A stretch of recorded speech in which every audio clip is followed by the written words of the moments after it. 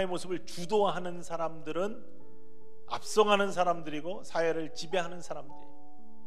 교회도 마찬가지입니다. 영적인 변화 속에서 영적인 변화를 주도하는 교회와 주도하는 영적인 공동체는 하나님의 뜻을 이루어가는 능력의 공동체가 되지만, 그것들을 따라가지 못하면 도태되고 뒤늦게 따라가면은 따라갈 수밖에 없는, 앞서가지 못하는 공동체가 될 수밖에 없다는 사실이죠. 모든 사랑하는 하나님의 자녀들이 성령과 함께 앞서가는, 세상을 앞서가는, 이끌어가는 믿음의 공동체가 되기를 주님의 이름으로 간절히 축원을 드립니다. 성령의 능력이라는 말씀 제목 가지고 오늘 말씀을 같이 전하는데요, 성령의 능력은 다른 것이 아니라 변화하는 능력입니다. 변화시키는 능력입니다. 약한 것을 강하게 변화시키고, 죽음을 생명으로 변화시키고, 부족한 것들을 가득 채움으로 변화시키고, 무질서를 질서로 변화시키는 그러한 능력이 성령의 능력입니다. 사도행전 1장 8절에 나오는 오직 성령이 너에게 임하시면 너희가 권능을 받고 예루살렘과 온 유대와 사마리아 땅끝까지 이르러 내 증인이 되라 라고 하신 말씀 속에서 가장 중요한 변화를 발견할 수 있습니다. 성령 받기 전에는 사람들이 복음의 증인이 되는 준비가 안 되어 있었어요. 능력이 없었습니다. 그런데 성령 받은 다음에 그들이 권능을 받았을 때, 권능은 능력이거든요. 영어로 그냥 파워예요. 힘. 능력을 받았을 때, 증인이 될 수 있는 힘을 받았을 때, 그게 성령이 주시는 능력인데, 그럴 때 증인이 될 수 있고 고백할 수 있는 사람들로 바뀌었다는 것입니다. 성령 능력은 그런 것입니다. 첫 번째, 성령의 능력, 변화시키는 능력, 변화하는 능력, 선한 일을 행하게 하는 능력. 바로 그 능력은 성령의 능력으로부터 오는 것인데, 선한 일을 행하는 것이 도대체 무엇이냐? 성경에서 이야기하는 착하게 사는 것은요, 착한 선한 삶은요, 하나님의 말씀에 순종하는 삶, 하나님이 원하시는 일을 하는 삶, 하나님을 기쁘시게 하는 삶입니다. 두 번째는요, 변화의 능력은 모든 마귀로부터 눌린 것을 고치시는 능력이에요. 마귀로부터 눌린 사람들을 고치는 것이라고 성경이 고백하고 있습니다. 마귀로부터 눌린 것이 무엇일까요? 우리는 마귀가 우리를 누르는 모습의 통로가 되는 것이 분명합니다. 성경에 죄라고 되어 있어요.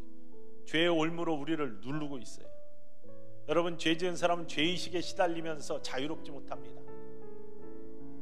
사냥꾼의 올무에서 새같이 올무에 묶여있는 자유롭지 못한 영혼, 이게 마귀에 눌려있는 죄의 모습이에요. 또한 상처 때문에, 또한 과거의 쓴뿌리 때문에 눌려있는, 안 좋은 기억들 때문에 눌려있는 것이 마귀가 우리를 누리는, 그래서 자유롭지 못하게 만드는 모습이에요. 뿐만 아니라 자기 자아, 특별히 자아의 욕심, 자아의 아집, 고집, 자기의 욕망, 이런 것 때문에 자유롭지 못한 거예요. 많은 경우 고집 때문에 망하는 경우가 많습니다. 자기 아집 때문에 망하는 경우가 많습니다. 변화하지 않고 늘 머물러 있기 때문에 썩은 물이 되는 것이 많습니다.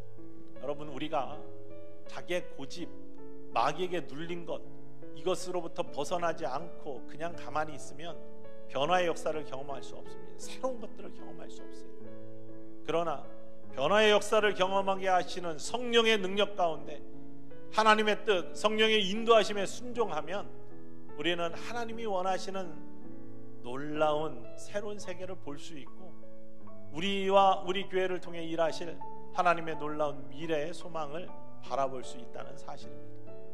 그리고 세 번째는요, 아주 중요한 것인데, 성령의 능력은, 변화하는 능력은, 변화시키는 능력은 새롭게 하는 능력입니다. 새롭게 하는 능력. 오늘 본문 말씀은 원래 사도행전 10장 38절 말씀은 전체적으로 보면 베드로와 고넬료와의 만남 속에서 이루어진 베드로의 설교로 되어 있습니다.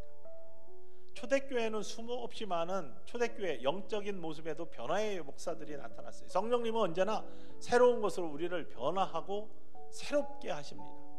물론 영원한 사망에서 생명으로 옮겨주시는 변화가 있고요, 기본입니다.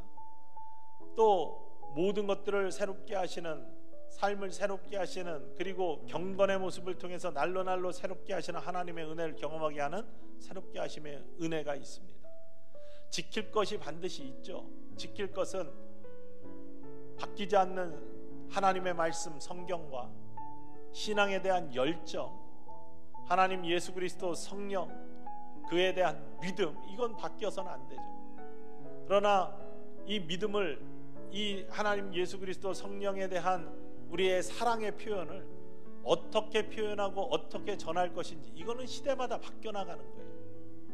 옛날이 좋았다고 옛날 걸 고집하면 새로운 것에 대한 다른 사람에게 전해줄 수 있는 통로가 막히는 겁니다.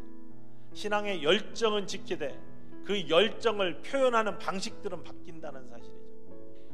성령의 역사 또한 편견과 지금 가지고 있던 옛것에서 벗어나서 새로움으로 나아가는 하나님의 창조적인 모습이 있는 것이 바로 성령의 역사라는 거예요. 오늘 성령의 능력 속에 선한 일을 행하는 능력, 마귀에게 눌린 것을 고치는 능력, 하나님이 함께 하심으로 말미암아 변화되는 영적인 변화의 모습들, 이게 하나님이 꿈꾸시는 새로운 변화예요. 복음은 그대로이죠.